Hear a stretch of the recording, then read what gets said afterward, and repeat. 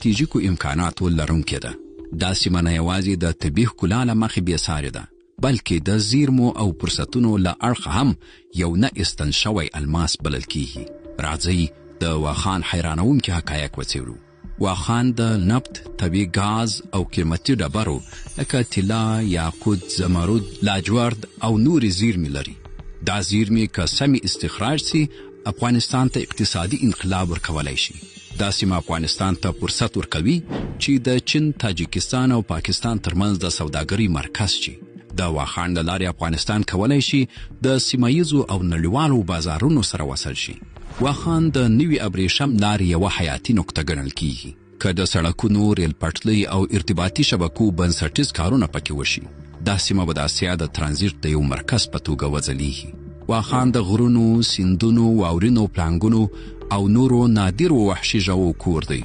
دا سیمه کولی شي د ایکو سیاحت یعنی ایکو ټوریزم لپاره نړیوال سیلامیان راجلب کړي. واخان د زرو کلونو تاریخ شاهد دی. دا هغه لار ده چې له لارې یې زړو تمدنونو، سوداګرو او سیلانیانو تګ راتګ کړی دی. د دې یوه وړه کیسه به له تاسو سره شریکه کړم. تر دې مهاله که مو ویډیو خوښه سوې وي لایک کړئ او هم زموږ د مهارتونو چینل در سره سبسکرایب کړئ. په دې چینل کې موږ د افغانستان حقایق و تاسو ته وړاندې کوو. 2300 کاله وړاندې اسکندر مقدوني د خپل ستر پوځ سره د اسیا د فتح لپاره حرکت وکړ. کله چې هغه د افغانستان غرونو ته ورسید، د واخان تنګو درو ته داخل شو. دا هغه وخت و چې اسکندر د سختو غرونو او درو له امله حیران شو. اسکندر او پوځ یې د واخان غرونو ته له ننوتلو سره د سخت یخنۍ، تنګو لارو او جنګیالیو قبیلو سره مخ شول.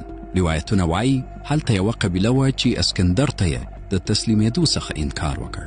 اسکندر چې د جګړې په تاکتیکونو کې نابغه و، خپل پوځ یې په واخان کې تقسیم کړ. یوه برخه یې د درو له پاسه او بله یې له لاندې برید ته چمتو کړه. د جګړو په منځ کې اسکندر خپله زړورتیا وښوده او مخکې لاړ. دا قبیله چې خپل غرونه یې نشوی پرېښودلی، بالاخره تسلیم شوه. ویل کیږي اسکندر مقدوني له واخان څخه د قیمتي ډبرو، طلا او نادره کانونو یوه خزانه ترلاسه کړه. ځینې افسانې وایي دا خزانه یې د واخان په درو کې پټه کړه او تر نن ورځې پورې هیڅوک نه دي توانېدلي دا پیدا کړي. واخان د اسکندر لپاره یوه داسې سیمه وه چې د هغه پوځي نوښتونه پکې وځلېدل. ځینې روایات وایي اسکندر مقدوني په همدې سیمه کې د سکندر دیوال جوړولو ته پلان درلود څو خپل پوځ وساتي. دا دیوالونه وروسته د تاریخ یوه برخه شول او افسانې پرې جوړې شوې. واخان نه یوازې د اسکندر مقدوني د پوځي نوښتونو شاهد و، بلکې هغه ته د دنیا فتح کولو لپاره نوی الهام ورکړ. نن ورځ هم خلک باور لري چې د اسکندر خزانه د واخان په غرونو کې پټه ده او دا راز تر اوسه پورې چا نه دی حل کړی. راځو بیرته د واخان ګټو ته. د واخان د ګازو او نفتو ذخایر که استخراج سي، افغانستان به د انرژۍ له اړخه پر ځان بسیا کړي او صادرات به یې پراخ شي. واخان د آمو سیند سرچینه ده چې د افغانستان د اوبو امنیت ته ځانګړی اهمیت لري. واخان د کانونو بډایه سیمه ده. څېړنې ښیي چې دا سیمه د طلا، یاقوت، مرمر او نورو قیمتي ډبرو له اړخه ډیره ارزښتناکه ده. واخان د نړۍ له هغو محدودو سیمو څخه ده چې نادر حیوانات لکه واورین پړانګ، مارکو پولو پسونه او قرقارې پکې ژوند کوي. واخان د افغانستان لپاره یو مهم ځای دی چې استخراج، پراختیا او پانګونه پکې کولی شي هیواد له اقتصادي بحران څخه راوباسي. دا سیمه د جغرافیاوي موقعیت، بډایو زیرمو او طبیعي ښکلاو له امله د یو ستر بدلون رمز ګڼل کیږي. که پانګوالو ته موقع ورکړل شي، واخان به د افغانستان راتلونکی اقتصادي مرکز وګرځي. واخان کولی شي د ایکو سیاحت لپاره یوه مهمه سیمه شي، چیرې چې سیلانیان له طبیعي ښکلاو، غرنیو لوبو او کلتوري تجربو خوند واخلي. د واخان غرونه قیمتي ډبرې، لاجورد، یاقوت او نور منرالونه لري. که حکومت پانګونه وکړي، دا سیمه به د عوایدو یوه مهمه سرچینه شي. واخان د زړو تمدنونو د لارو تیریدونکې نقطه وه. دا سیمه کولی شي د تاریخي او کلتوري سیاحت لپاره مرکز وګرځي. واخان د چین او منځني اسیا سره د افغانستان د اړیکو یوه حلقه ده. که دا لاره جوړ او فعاله شي، افغانستان به د اسیا زړه یعنی هارت اف اسیا رول پیاوړی کړي. واخان د افغانستان لپاره د یوې پټې خزانې حیثیت لري. که دا دروازه پرانستل شي، افغانستان به د جغرافیاوي محدودیتونو له زولنو آزاد شي او نوې اقتصادي افق به ورته پرانیزي.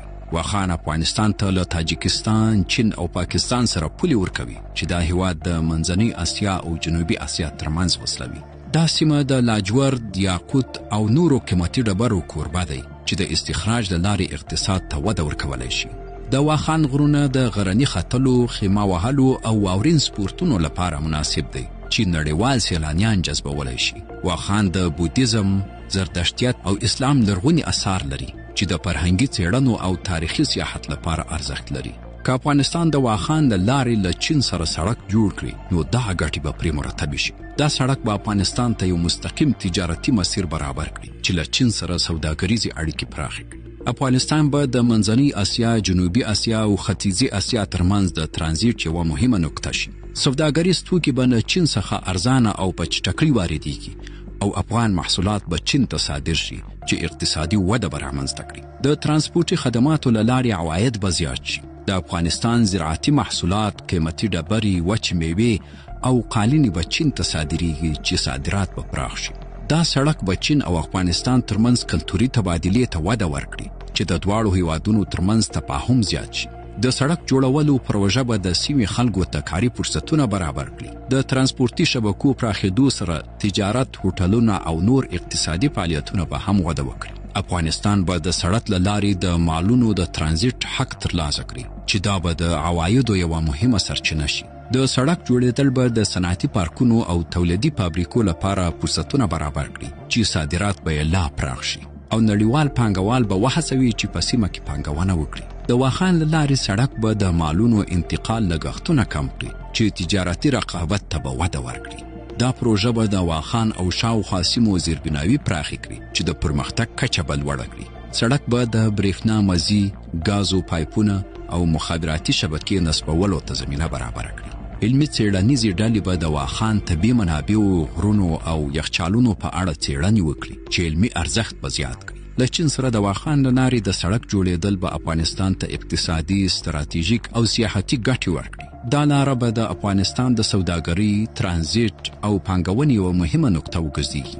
دغه پروژه نه یوازې د سیمې خلکو ته کاري فرصتونه برابروي بلکې د افغانستان نړیوال حیثیت لوړوي او دا هیواد به د منځنۍ اسیا او جنوبي اسیا ترمنځ یوه مهمه نقطه شي. که چیرته د افغانستان له واخان دهلیز سره سړک جوړ شي نو ډېرې ګټې به چین ته ورسیږي. دا سړک به چین ته دا اسانتیا ورکړي چې له منځنۍ اسیا، جنوبي اسیا او ایران سره مستقیمه اړیکه ټینګه کړي.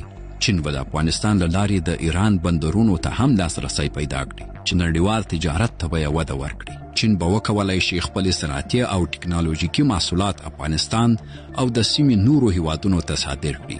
له افغانستان څخه قیمتي ډبرې، معدني توکي او زراعتي محصولات واردولی شي. افغانستان د ګاز، معدني زیرمو او قیمتي ډبرو غني سرچینې لري.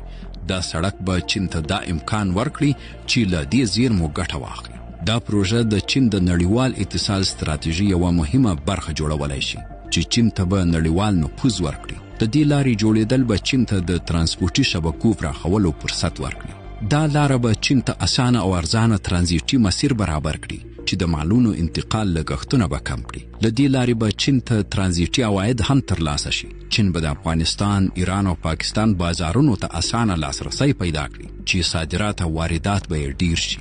چین به وکولای شي د افغانستان د زیربناو، کانونو او صنعتي پارکونو پراختیا کې پانګونه وکړي چې خپل اقتصاد ته به وده ورکړي. د واخان سره که سړک ونښلول شي دا سړک به چین ته د سیلانیانو د جذب فرصت ورکړي چې د کلتوري او تاریخي اړیکو پراختیا ته به لار هواره کړي.